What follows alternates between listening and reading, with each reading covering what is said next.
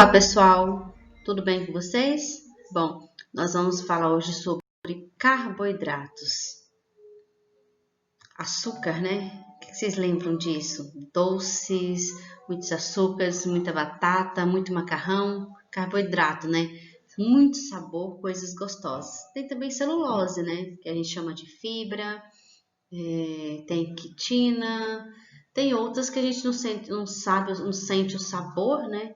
Não consegue ter a percepção do sabor, mas que também são carboidratos. E a gente vai falar sobre cada um deles agora nessa aula. Então aqui eu pontuei alguns, né? Os nossos açúcares, de origem aí da sacarose, principalmente da cana-de-açúcar, da beterraba, mas a gente vai ter aí outros elementos que também contêm açúcar, né?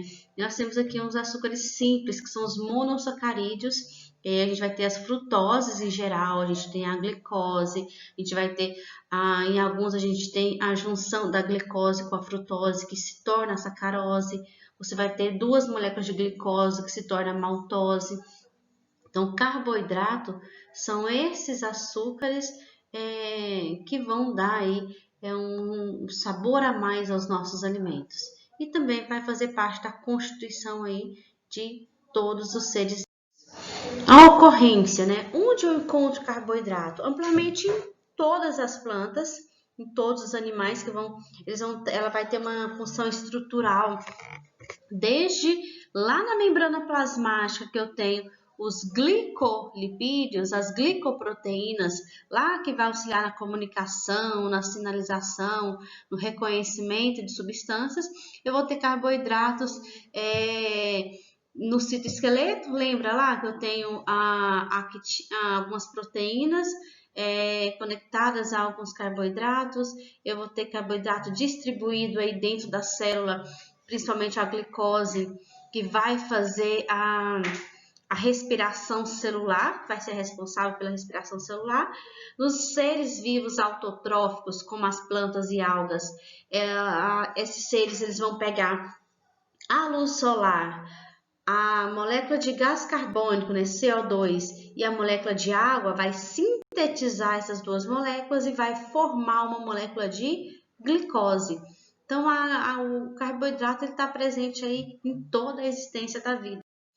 Função geral de um carboidrato: fornecimento e armazenamento de energia para o organismo, né? Nós temos a nossa energia imediata, nós utilizamos carboidratos. Quando a gente vai acumulando muitos carboidratos no nosso corpo, a gente não usa imediatamente, né? A gente vai acumulando, e aí a gente vai simplesmente armazenando em alguns pontos específicos, que aí a gente vai ter os triacilgliceróis, que são açúcares muito grandes, são várias moléculas de glicose, né, que vai se juntar e ficar armazenada. Aí o dia que você não tiver energia, que você levanta aí atrasada para ir para o trabalho e não come, o que o teu corpo faz? Ele vai usar esses triacilgliceróis que estão armazenados no teu corpo. E aí, se você começa a fazer uma dieta, você reduz a sua quantidade de alimentos, você usa todos aqueles açúcares que estão armazenados no teu corpo. Quando o açúcar diminui muito a quantidade, você começa a armazenar também, a utilizar também os lipídios, né, que estão guardados no teu corpo. Os lipídios você só vai usar eles basicamente depois que você utilizou todo o carboidrato da sua alimentação. Fornecimento e armazenamento de energia para os organismos, função estrutural da parede celular. Então, você vai ter nas bactérias, você vai ter aqueles glicosídeos que vão estar ali presentes na parede celular. Você tem a celulose, você tem a quitina, você tem a carragenina. Então, você tem vários tipos de carboidratos que vão fazer parte do citoesqueleto. Também aquela questão que a gente fala de fibra, né? O que é a fibra alimentar? Aí você fala assim, você precisa comer fibra para melhorar o seu intestino. Quer dizer que você precisa comer alimentos à base de carboidratos que o nosso corpo não é capaz de digerir para dar uma estrutura mais sólida para aquilo que a gente vai defecar, aquilo que a gente vai jogar fora. Então, essas fibras aí, uma das principais delas é a celulose. Então, a gente come uma couve, a gente come um milho, então todo esse material, o nosso organismo, nós não conseguimos digerir. E aí, a gente vai retirar o máximo de outros elementos que estão ali naquela estrutura e vai ficar a fibra para dar ali uma organização, toda aquela estrutura ali dentro do nosso estômago que vai para o intestino. As biomoléculas a gente chama de carboidratos, de glicídios, sacarídeos, então são dentro desse grupo. As plantas e algas vão fazer a fotossíntese de 100 bitoneladas ano de gás carbônico e água em celulose. Então, a gente tem uma grande quantidade. Então, a gente emite gás carbônico na atmosfera, as plantas e as algas vão pegar esses dois elementos químicos junto com a luz solar, né, com o aquecimento da energia luminosa, vai haver uma reação química entre o gás carbônico e a água, e aí esses elementos vão formar uma molécula de glicose. Onde isso vai acontecer? Lá no cloroplasto, com aquela molécula chamada clorofila. Então, a clorofila ela vai absorver essa energia luminosa dos raios solares e vai o calor dessa energia absorvido pela clorofila vai fazer com que haja uma reação química entre a molécula de gás carbônico e a molécula de água, formando aí uma glicose, e o resíduo é o oxigênio. Gente, o resíduo é o oxigênio, a planta joga fora o oxigênio e nós, animais, utilizamos esse oxigênio para nossa sobrevivência. Esse pode ter outras denominações também, né? Só que hidratos de carbono, glicídios, açúcares, são outras formas de se falar aí esses carboidratos. Carboidrato é açúcar. O que é carboidrato e o que é açúcar? Então, todo açúcar ele é um carboidrato, mas nem todo carboidrato ele é um açúcar. Que isso, Litânia? Você não acabou de falar que carboidrato é açúcar? Então, o que é considerado um açúcar? É aquilo que os nossos sentidos conseguem ter a percepção de sabor. E aí eu consigo sentir o sabor do que nós chamamos de açúcares. Eu não consigo sentir o sabor da celulose. Então, eu posso pegar um papel, cadê o papel, o caderno de vocês? Eu posso pegar um papel, eu não vou sentir sabor nele. Então, ele não é considerado um açúcar, porque ele não tem sabor. O açúcar, ele tem sabor, que seria a glicose, a frutose, a maltose, a galactose, a própria amida em si. Então, você sente sabor. Já a celulose, você não tem essa questão, essa estrutura, essa sensação do sabor. E ele não é perceptível através dos nossos órgãos sensoriais. A composição é formada por esses três elementos. Então, todo açúcar tem carbono, hidrogênio e oxigênio. A fórmula básica é CH2O. Por quê? Então, eu sempre vou ter aqui a glicose C6, H12O6. Então, o C e o O eles vão ter a mesma quantidade de elementos, enquanto o hidrogênio ele vai ser duplicado, né? A quantidade dele vai ser o dobro de carbonos e oxigênios. Pode conter N, P's ou oxigênio, nitrogênio, pode ter potássio, pode ter enxofre na sua estrutura, porque isso vai ter alguns açúcares alguns carboidratos mais complexos, então pode conter esses elementos, tá? Mas esses três aqui estão sempre presentes na composição. A classificação, que eu até pedi para vocês fazerem no mapa mental, como que é classificar os carboidratos em monossacarídeos, polissacarídeos, oligosacarídeos. Tá? Então, quem são esses elementos? Então, os monossacarídeos, eu tenho uma única unidade. Aí, dentro desses, eu tenho os disacarídeos que tem 2 unidades. E eu tenho os oligosacarídeos de 3 a 20 unidades. E aí, se é mais que 20 unidades, como o nosso amigo glicogênio, então eu vou ter um polissacarídeo. O amido, eu tenho aqui várias moléculas de glicose. Então, ele também é um polissacarídeo. Quem são os monossacarídeos? Eles vão constituir o grupo mais simples de carboidratos, na maioria de açúcares bem simples, solúveis em águas, brancos e cristalinos, a maioria com sabor doce, né? O sabor adocicado, né? Pensa assim no sabor de uma maçã, naquilo que você sente da laranja, da uva. Então, tem uma grande quantidade de frutose. Ou pode ser, a gente tem a galactose também, que são aqueles que vão, açúcares simples aí na parte do leite.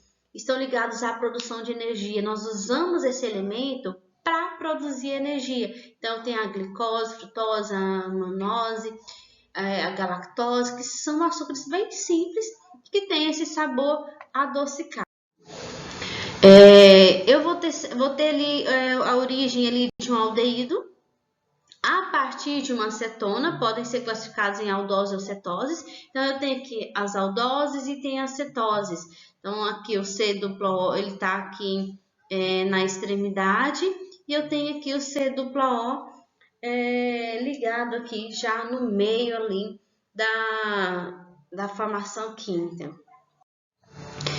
Eu posso falar que ele tem uma representação de 2 formas, de Fischer ou de Hobart. A forma de Fischer normalmente ele é como se ele estivesse aberto, né? Ele está totalmente aberto, ou de Hobart ele vai se formar um anel. Então ele forma ali esse anel. Então essas 2 estruturas são a forma que a gente vai ter a representação. E aí vocês vão ver lá na frente que a forma com que esse elemento está, eu consigo o formato dele ali, onde está a ligação de cada elemento químico, pode ser a mesma constituição, a mesma estrutura, o mesmo peso molecular. Se eu mudo o local de ligação química, eu mudo completamente a funcionalidade desse meu elemento. Então, eu posso ter como que eles são chamados, né? De trioses, de tetroses, de pentoses, heptoses, porque vai depender da quantidade de carbonos nesse elemento químico. As trioses tem 3. As trioses eu tenho aqui, no caso, as frutoses, e as hexoses eu vou ter aqui a glicose, que são representantes. Aí eu tenho aqui aldotrioses ou cetotrioses, aldotetroses. Então, eu vou pegar qual que é o tipo de ligação que eu tenho. É uma aldose. Então, ele tem 5 elementos, aldopentoses. Então, a nomenclatura vai depender do tipo de ligação química que eu tenho e também se ele tem 3 carbonos, 4 carbonos, 5, 6, 7 carbonos na sua constituição. E aí ele recebe esse nome.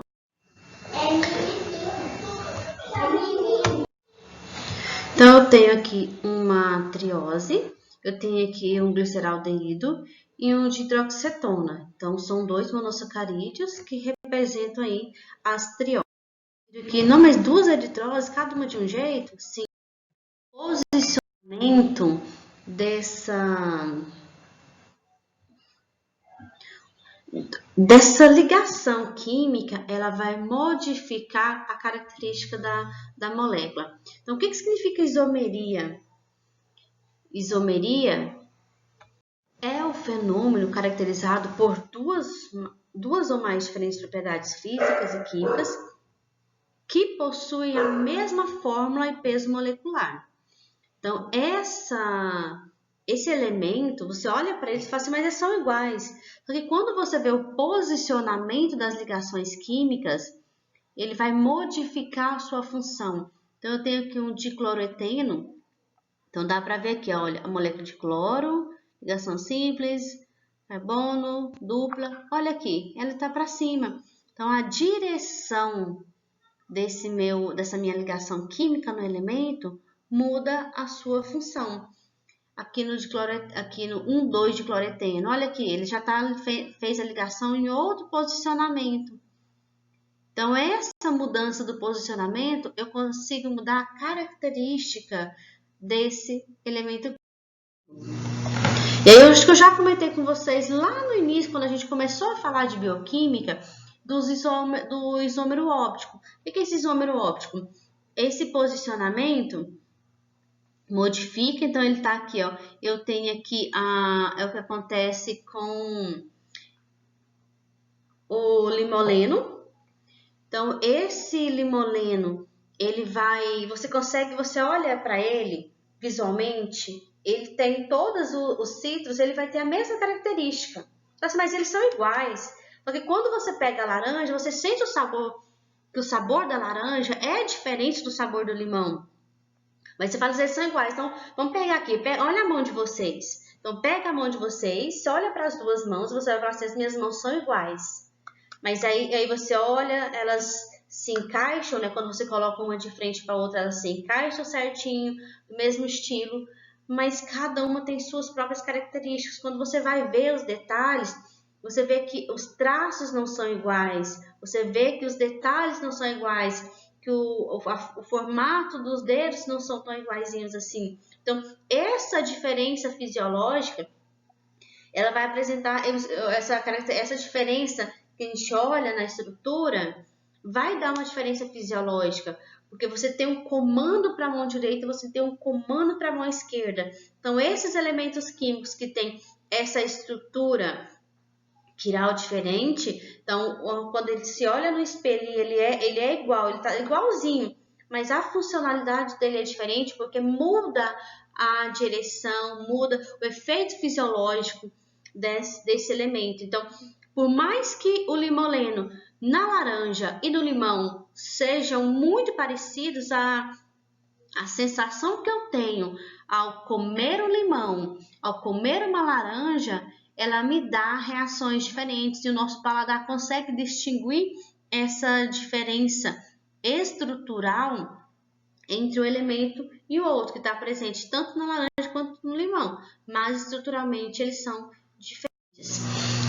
Os isômeros ópticos podem ser divididos em enantiômeros e diastereoisômeros. Os enantiômeros são isômeros cujas moléculas são reflexões imagem não sobreponíveis de uma da outra. Quando você põe uma em cima da outra, você vê que eles mudam de posição. Olha aqui, eu coloquei aqui o exemplo da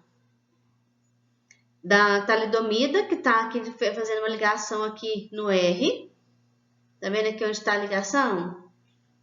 Eu tenho aqui essa ligaçãozinha aqui, simplesinha. E aqui, quando eu viro elas não se sobrepõem, tá? Eles têm como se elas fossem iguais. E quando eu mudo, olho para ela no espelho, ela tá totalmente invertida. Quando eu coloco uma sobre a outra, cada uma vai estar numa direção.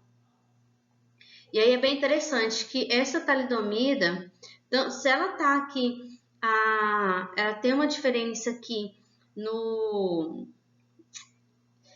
R-talidomida ou no S-talidomida, aqui, como no R-talidomida, ela vai ter a função de sedativo. Então, ele é um elemento químico usado para sedação de pessoas. Então, você vai usar para sedar, para dormir, para tomar como se fosse um anestésico, um sedativo. E aqui, aqui a talidomida, aqui desse jeito, ela vai ter uma função onde ela vai ser altamente prejudicial ao desenvolvimento de um feto. Então, ela acaba sendo um elemento químico abortivo. E aí, essa função dele de teratogênico, ele pode prejudicar completamente uma gravidez se você consome esse tipo de elemento que está presente ali. Então, assim, às vezes você tem, não, mas é o mesmo elemento químico. Mudou o posicionamento, pode mudar completamente a função dele dentro do organismo. E aí eu tenho também os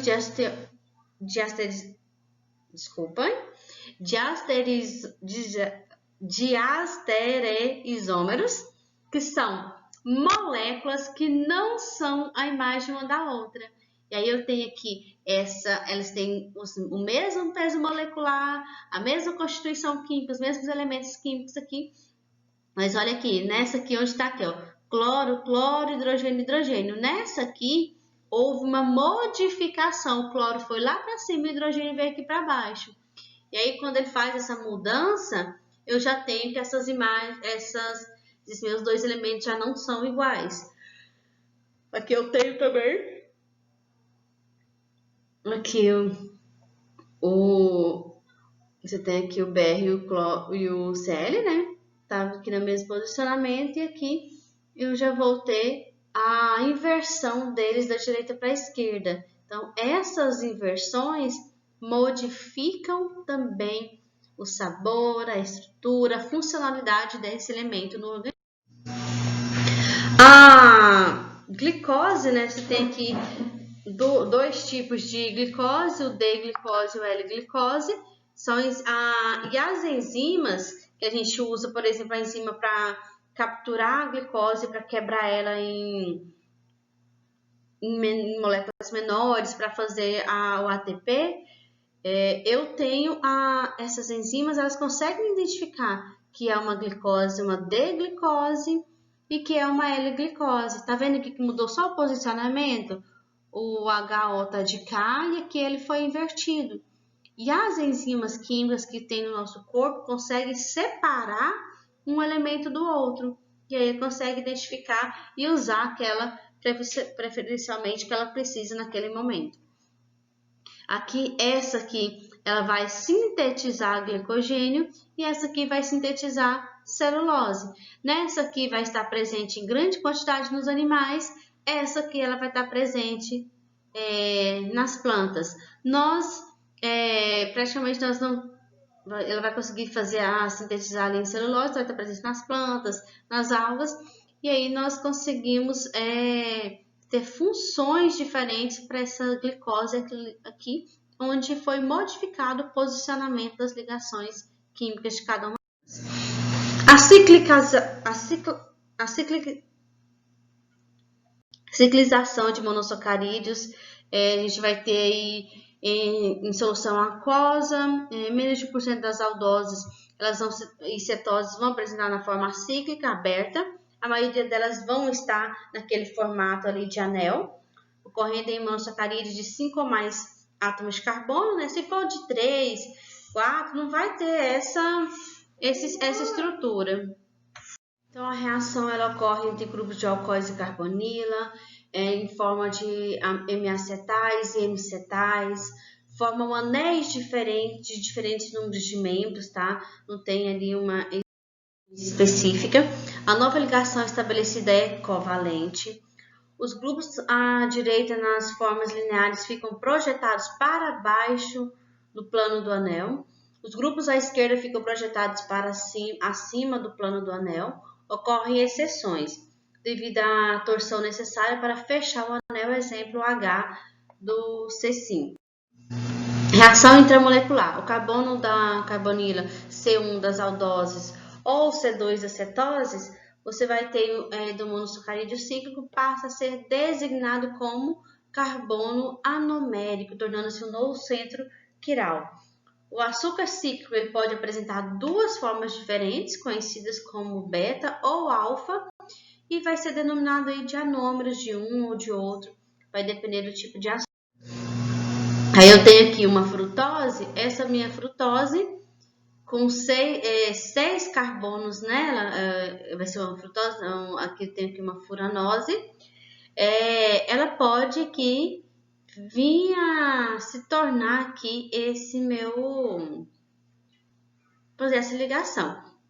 Eu tenho aqui a ribose e tem a ribofuranose, então que é quando ela muda de nome, é alfa-ribofuranose, alfa-D-ribofuranose. Por quê? Porque ela modifica, né, o formato de ligação, aí você modifica o nome também desse elemento químico. Então, eu preciso decorar esses nomes, essas estruturas, não para a nossa disciplina, tá? Se vocês precisarem isso mais numa especialização, alguma coisa assim, vocês podem adentrar um pouco mais. Mas para a nossa disciplina, para o nosso curso, vocês precisam compreender somente que existem essas ligações, que essas cadeias abertas, elas são mais comuns apenas até 3, 4 carbonos, mais que isso, normalmente ela vai ter uma reação química, que a gente chama de que vai formar esse ciclo, né, de ciclalização desses elementos. Você consegue acompanhar? Eu tenho aqui um CH, OH, CH6OH. Então, isso aqui vai haver uma reação química. E aí, você vê que vai liberando, olha. O carbono veio lá para cima, né? Tá vendo aqui, ó? Esse CH2 aqui, ele foi lá para cima e o O veio aqui para frente. E aqui, esse Czinho aqui vai ter uma reação química e ele vai reagir, olha aqui. Eu tenho oxigênio, carbono aqui. O carbono daqui, ele tá ligado com o hidrogênio aqui embaixo e vai fazer a ligação com o O lá em cima.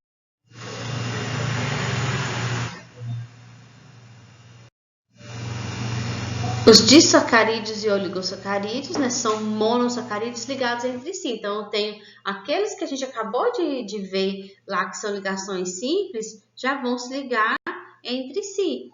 Então, eu tenho uma ligação aí de um grupo hidroxila de 1 com a molécula de açúcar com átomo de carbono anomérico de outra molécula de açúcar. E aí, essa ligação a gente chama de glicosidídeo. Então, essa ligação, ela é a base para a formação de oligo e de polissacarídeos. Então, ele vai ter uma formação química de uma quantidade a mais de elementos. Esses disacarídeos e oligosacarídeos, eu tenho aqui a galactose e a glicose, por exemplo. Então, ó, esses dois monossacarídeos, eles vão formar uma lactose. E aí, a lactose, a gente vai utilizar esse açúcar, que é um pouquinho mais complexo que esses. E para que a gente consiga utilizar a energia desse elemento, eu tenho que ter uma enzima chamada lactase para quebrar a ligação química entre eles para liberar a galactose e a glicose. Se o meu corpo não produz a lactase, esse elemento aqui ele não vai ser quebrado e eu não vou conseguir utilizar a energia que está.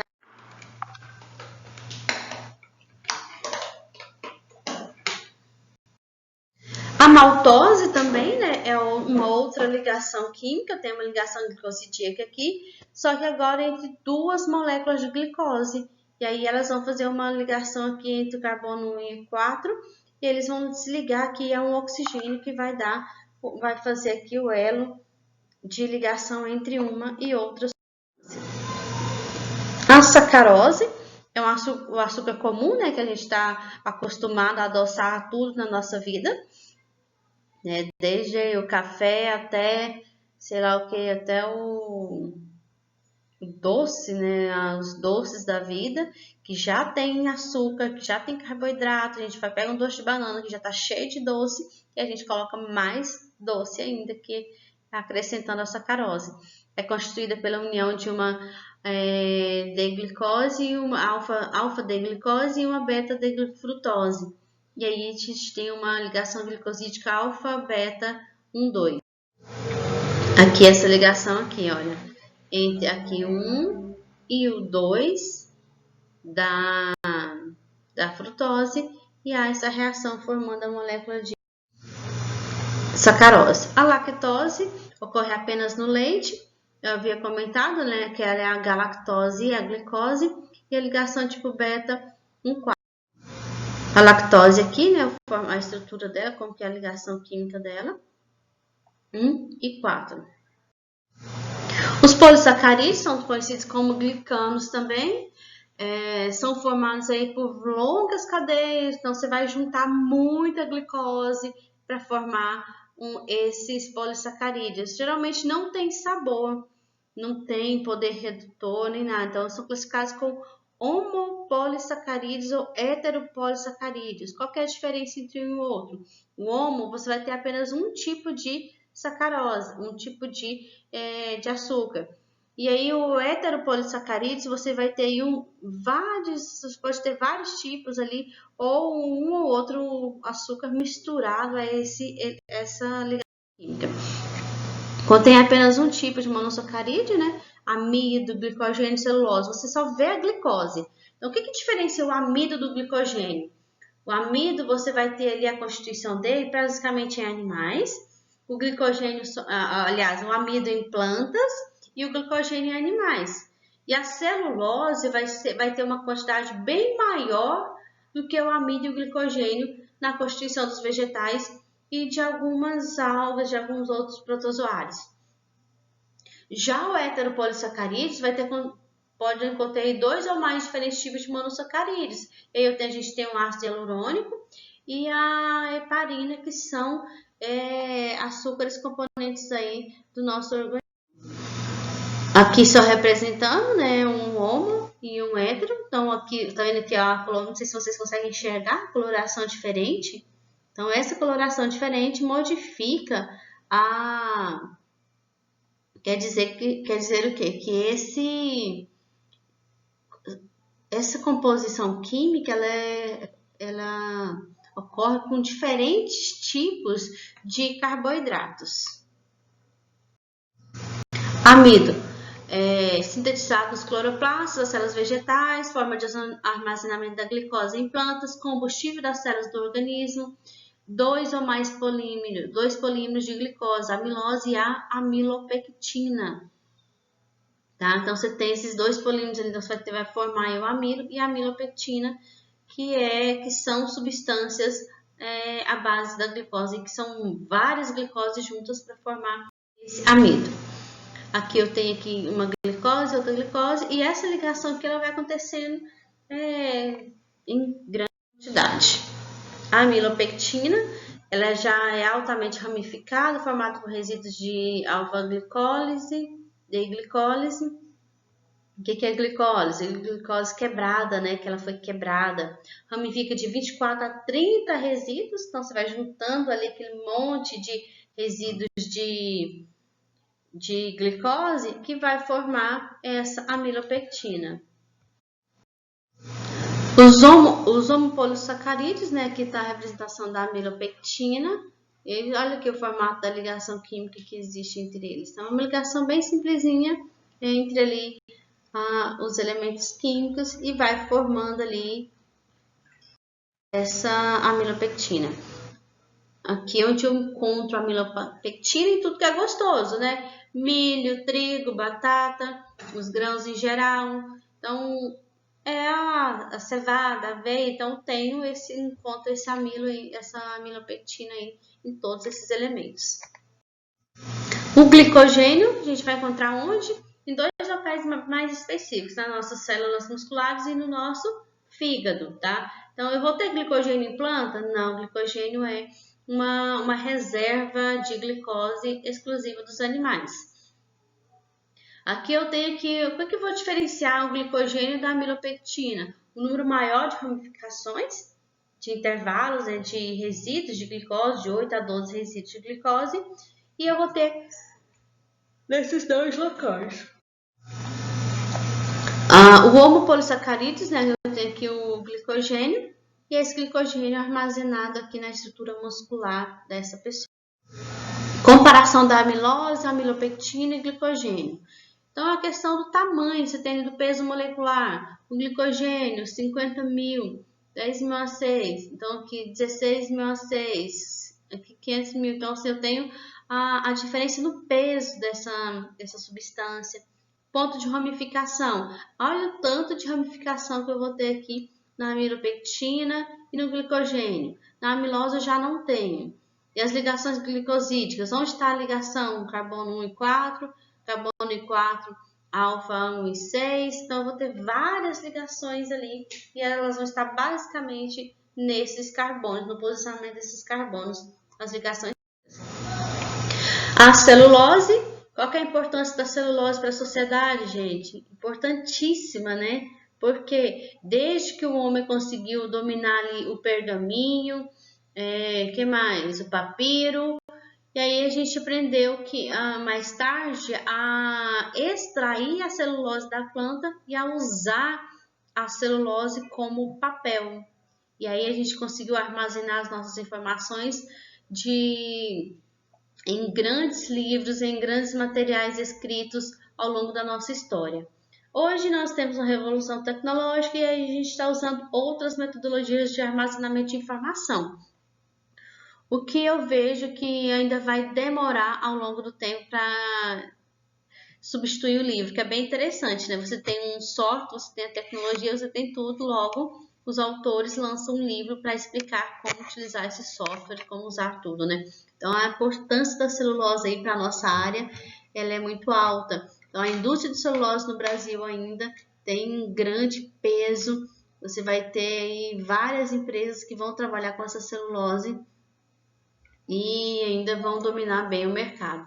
São filamentos bem finos, cilíndricos, formados por cadeias de celulose, possuem sequência linear de unidades de D-glicose unidas por ligações glicosídicas beta 1,4. Então, carbono 1, carbono 4, você vai ter ali uma fila de glicose ligando uma com a outra para formar essa partícula branquinha aqui que a gente extrai lá da madeira, da folha, de tudo para poder fazer papel.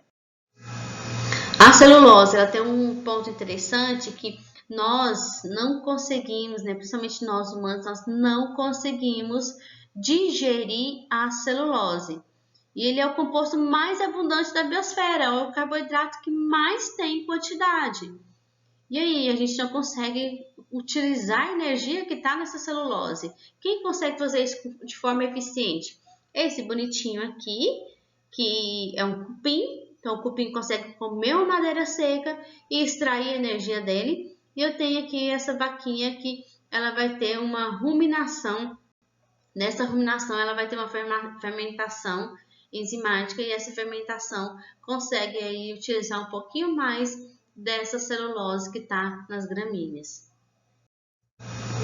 Aqui eu só apontei um exemplo, né? Você tem aqui da molécula de celulose, olha que o tanto de ligação química, 1, 2, 3. Então você tem um elemento gigantesco aqui, olha que o tanto para formar as fibras de celulose da parede celular de cada célula de uma planta.